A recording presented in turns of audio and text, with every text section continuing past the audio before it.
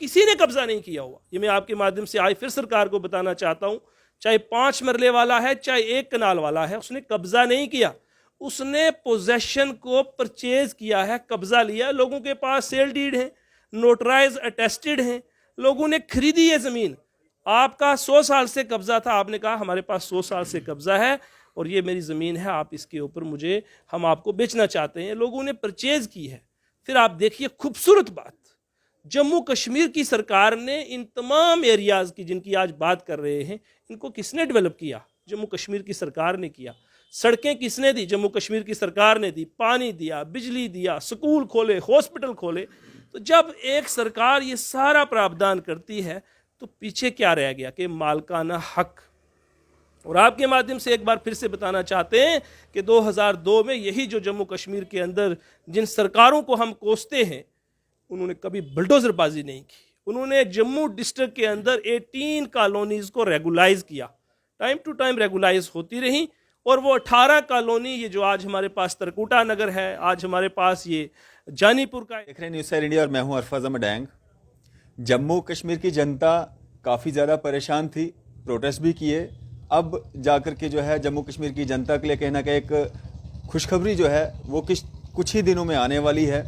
जिस तरह से अगर बात करें हम 9 जनवरी 2023 की एक ऑर्डर निकला था जिसमें ये कहा गया था कि जितनी भी स्टेट लैंड्स हैं, काचराई वाली ज़मीन हैं और जो रोशनी में ज़मीनें आती हैं उनको जो है रिकवर किया जाए रेवेन्यू डिपार्टमेंट के द्वारा। और लोग सड़कों पे भी आए क्योंकि उसमें आम लोग लगभग 70% जम्मू कश्मीर की जनता जो है वो स्टेट लैंड्स पे या इस तरह की ज़मीनों पे जो है वो रह रही है और आज से नहीं 50-50 100-100 सालों से रह रही है। कहीं ना कहीं लोगों का रोष देखते हुए, लोगों की परेशानी को देखते हुए जो है सरकार कहीं ना कहीं जो है एक अच्छा फैसला जो है जनता के हित में लेने वाली है। और जिस तरह से उम्मीद भी की जा रही है, क्यास भी लगाए जा रहे हैं और कुछ संकेत देने की कोशिश की जा रही है, 5 मरले से 1 कनाल तक जिन लोगों के पास ज़मीनें हैं उनको रेगुलाइज जो है वो किया जाएगा। हमारे साथ बातचीत करने के लिए मौजूद हैं एडवोकेट जुल्करनैन चौधरी साहब, जो कि लगातार इस सब पे नज़र बनाए हुए हैं और बात भी जो है वो रख रहे हैं। जुल्कर सर, स्वागत है आपका न्यूज़ सैर इंडिया में। शुक्रिया अरफाज साहब। जुल्कर साहब, कैसे देखते हैं जो संकेत जो मिल रहे हैं कि 5 मरले से लेकर 1 कनाल तक के जो लोग जिन प्लॉट्स पे रह रहे हैं उनको जो है रेगुलाइज कर दिया जाएगा और गांव की अगर हम बात करेंगे उनके लिए जो है एग्रीकल्चर के लिए अलग से एक प्रावधान रखा जाएगा, कैसे देख रहे हैं, क्या कितनी राहत जो है आम जनता को मिलेगी? देखिए, बड़ी खुश आइन बात है और हम अप्रिशिएट करते हैं। और गवर्नमेंट अगर इस तरफ बढ़ रही है, जिस तरह से होम मिनिस्टर साहब ने भी कहा, लेफ्टिनेंट गवर्नर साहब ने भी कहा और यहाँ के चीफ सेक्रेटरी साहब ने भी कहा कि हम पॉलिसी बनाएंगे, लेकिन उससे पहले जम्मू कश्मीर के अंदर जो रिव्यू पटिशन रोशनी कानून में जम्मू कश्मीर की सरकार ने दायर की थी 2020 में, उसमें सरकार का पैरा नंबर 7 में खुद का ये स्टैंड था कि हम लैंडलेस लोगों के लिए, एग्रीकल्चरलिस्ट के लिए और जो स्मॉल डेवलपर्स हैं उनके लिए एक पॉलिसी बनाना चाहेंगे और उस पॉलिसी के मुताबिक उनकी लैंड को रेगुलाइज किया जाएगा, उनको मालकाना हक दिए जाएंगे। ये स्टैंड 2020 में लिया गया था। लेकिन टाइम टू टाइम आप यहाँ देखते रहे कि एविक्शन ड्राइव्स यहाँ लगातार चलती रहीं।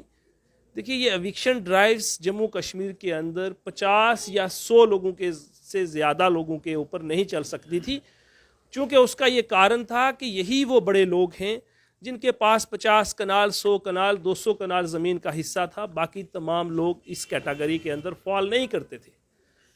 हमने भी सरकार से बार बार मीडिया के माध्यम से ये गुजारिश की कि आपका जो स्टैंड रिव्यू पटिशन में है उस पर काम कीजिए, पॉलिसी लेकर लोगों के बीच में आइए, ताकि ये कोई नया प्रोसेस तो आप स्टार्ट करने नहीं जा रहे। हिंदुस्तान एक वेलफेयर स्टेट है, हिंदुस्तान एक डेमोक्रेटिक कंट्री है, एक रिपब्लिक है। उसके अंदर सिर्फ ना ही जम्मू कश्मीर के अंदर बल्कि पूरे हिंदुस्तान की अलग अलग यूटीज़ और अलग अलग रियासतों के अंदर टाइम टू टाइम कानून बनते रहे हैं। तो यहाँ कानून बनाने में क्या परेशानी है? और जहाँ तक रहा रोशनी कानून का तल्लुक, तो वो भी जम्मू कश्मीर की सरकार ने बनाया था, कोर्ट ने उसको अनकॉन्स्टिट्यूशनल डिक्लेयर किया। मैटर सब जुडिस है, apex court of the country as well as before the high court of Jammu and Kashmir. तो इतनी जल्दबाजी और इतने प्री मैच्योर डिसीजन जो सरकार के थे, उस पर हमने कहा कि आप ज़रा रोकथाम लगाइए, क्योंकि ये हमारे अपने लोग हैं, ये जम्मू कश्मीर की जनता है, ये कोई बाहर से आए हुए रेफ्यूजी नहीं है। ये जम्मू कश्मीर के अंदर पैदा हुए हैं और लोगों का 100-100 साल, 50 साल और 150-150 साल का कब्जा है। 1947 से अगर कोई आदमी ज़मीन के ऊपर बैठा है तो उसका पोजेशन है, जबकि हमारे पास सेटल्ड लीगल पोजीशन है, एडवर्स पोजेशन जिसको हम कहते हैं, कि अगर किसी का भी 30 साल से ज़्यादा कब्जा है तो उसको मालकाना हक मिलते हैं। एग्रेरियन रिफॉर्म एक्ट आया, LB 6S 432 आया, तो ये सारे कानून टाइम टू टाइम आते रहे, लोगों को लाभ हुआ, बाकी लोगों को नहीं हुआ। लेकिन हमारा मिशन ये है कि हम वेलफेयर स्टेट की बात करते हैं तो बलडोजरबाजी नहीं होनी चाहिए। चूँकि लोग क्यों सरकारी ज़मीन पर बैठे, क्यों काचराई पर बैठे, ये सरकार को भी सोचना चाहिए और सबके सामने है। चूँकि जब लोगों को Jammu and Kashmir housing develop department और JDA या श्रीनगर डेवलपमेंट अथॉरिटी लोगों को प्लाटिंग, लोगों को हाउसिंग प्रोवाइड करने में फेल साबित हुई, तो लोग अल्टीमेटली प्राइवेट जो प्रॉपर्टी है उसकी तरफ बढ़े। किसी ने कब्जा नहीं किया हुआ, ये मैं आपके माध्यम से आज फिर सरकार को बताना चाहता हूँ। चाहे 5 मरले वाला है, चाहे 1 कनाल वाला है, उसने कब्जा नहीं किया, उसने पोजेशन को परचेज किया है, कब्जा लिया। लोगों के पास सेल डीड है, नोटराइज अटेस्टेड हैं, लोगों ने खरीदी है ज़मीन। आपका 100 साल से कब्जा था, आपने कहा हमारे पास 100 साल से कब्जा है और ये मेरी ज़मीन है, आप इसके ऊपर हम आपको बेचना चाहते हैं। लोगों ने परचेज की है। फिर आप देखिए खूबसूरत बात, जम्मू कश्मीर की सरकार ने इन तमाम एरियाज़ की जिनकी आज बात कर रहे हैं, इनको किसने डेवलप किया? जम्मू कश्मीर की सरकार ने किया। सड़कें किसने दी? जम्मू कश्मीर की सरकार ने दी। पानी दिया, बिजली दिया, स्कूल खोले, हॉस्पिटल खोले। तो जब एक सरकार ये सारा प्रावधान करती है तो पीछे क्या रह गया कि मालकाना हक। और आपके माध्यम से एक बार फिर से बताना चाहते हैं कि 2002 में यही जो जम्मू कश्मीर के अंदर जिन सरकारों को हम कोसते हैं, उन्होंने कभी बुलडोजरबाजी नहीं की। उन्होंने जम्मू डिस्ट्रिक्ट के अंदर 18 कॉलोनीज़ को रेगुलाइज किया, टाइम टू टाइम रेगुलाइज होती रही। और वो 18 कॉलोनी, ये जो आज हमारे पास तरकुटा नगर है, आज हमारे पास ये जानीपुर का एरिया है, ये बहुत सारे शहर के अंदर ये जितनी भी कॉलोनियाँ हैं, न्यू प्लाट का एरिया है, ये सारी कॉलोनियाँ किसने रेगुलाइज की? ये कोई छुपी हुई बात नहीं है, ये फैक्ट्स है कि ये कॉलोनी यहाँ पर रेगुलाइज की गई, लोगों को मालकाना हक दिए गए। यही हम आए दिन सरकार से कह रहे थे कि आपकी जो पॉलिसी है, जिस पर आपको काम करना चाहिए और जो प्री मैच्योर आपके डिसीजन है वो नहीं होने चाहिए थे। अल्टीमेटली आप सरकार यहाँ तक पहुँची है कि जिस पॉलिसी की हम लगातार बात कर रहे थे, कहा जा रहा है कि वो पॉलिसी फ्रेम हो रही है। लेकिन मैं सरकार से ये कहना चाहूँगा, आपके माध्यम से गुजारिश करना चाहूँगा कि कोई लेक्यूना नहीं रहना चाहिए, ऐसी पॉलिसी फ्रेम कीजिए। पहले तो आ गया वो लोग जिन्होंने यहाँ पर अपने मकान और अपनी कमर्शियल बिल्डिंग्स बनाई हुई हैं। देखिए, खंडरात नहीं जम्मू बन सकता, खंडरात श्रीनगर नहीं बन सकता, क्योंकि ये वेलफेयर स्टेट है।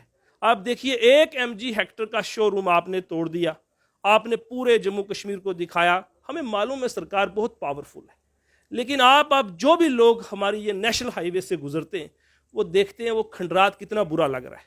इसके बजाय अगर सरकार इसको सीज कर देती, लॉक लगाती और लिखती कि property belongs to the UT administration, कितनी खूबसूरत बात थी। सरकार इस प्रॉपर्टी को किसी न किसी पर्पज़ के लिए इस्तेमाल करती, तो मैं कहता कि वेलफेयर स्टेट की बात हमारे डिप्टी कमिश्नर भी कर रहे हैं, हमारी यहाँ की पुलिस एडमिनिस्ट्रेशन भी कर रही है, हमारी यहाँ की LG एडमिनिस्ट्रेशन भी कर रही है। तो ये थोड़ी सी कहीं ना कहीं हमसे कोताही हो जाती है, जिसका हमें नुकसान होता है। और मैं ये चाहता हूँ कि ये जो जम्मू कश्मीर एक खूबसूरत जम्मू कश्मीर है, इसके अंदर तरह तरह के फूल हैं, ये गुलदस्ता है। देखिए, मुझे बहुत दुख हुआ अरफाज साहब, जब नई बस्ती में मेरा भाई ने अपने कपड़े खोल दिए, चींक चींक के, पुकार पुकार के वो ये कह रहा था कि ये जुल्म ना किया जाए, हम पे ये ज्यादती पिछले 70 साल से नहीं हुई, आज हम पे ये ज्यादती क्यों हो रही है। बड़ी खुशी हुई मुझे, रविंदर रैना जी बड़े भाग दौड़ करके वहाँ चले गए और उन्होंने वहाँ जाकर उसको एड्रेस किया और कहा कि मैं LG साहब से ये मैटर टेकअप करूँगा। खुशी की बात है, बड़ी अच्छी बात है। लेकिन दूसरी बात क्या उन्होंने दर्शाई कि वो किसी और जगह पर नहीं गए, वो सुजमा नहीं गए, वो बठिंडी नहीं गए, वो बजालता नहीं गए, और ना ही वो सिदरा में गए जहाँ पर भी लोगों को नोटिस आए थे। आप मुझे ये बताइए कि हर जगह हम देखते हैं, हमारे रविंदर रैना जी कहते हैं कि मैं कश्मीर का भी वोट लेना चाहता हूँ, मैं जम्मू की हर सोसाइटी की हर सेक्शन का वोट लेना चाहते हैं। हम सब की वकालत कर रहे हैं, हम सबको साथ लेके चलना चाहते हैं, क्योंकि हमारा नारा है सबका साथ सबका विकास। और ये बताइए कि जब आपने एक पार्टिकुलर सेक्टर को एड्रेस किया और वहाँ से भी आप कह रहे थे कि मैं सिर्फ इन नोटिस की बात करूँगा। तो क्या दर्शाता है कि वो एक पार्टिकुलर कम्युनिटी की नुमाइंदगी करते हैं, एक पार्टिकुलर एरिया को एड्रेस करते हैं, लेकिन कहते क्या है और करते क्या है ये आपने सब ने देख लिया। और पूरे जम्मू कश्मीर की आवाम को पता चला कि हमारी जो रविंदर रैना जी है वो किस सेक्शन को एड्रेस करते हैं, उनका मिशन किस तरफ है।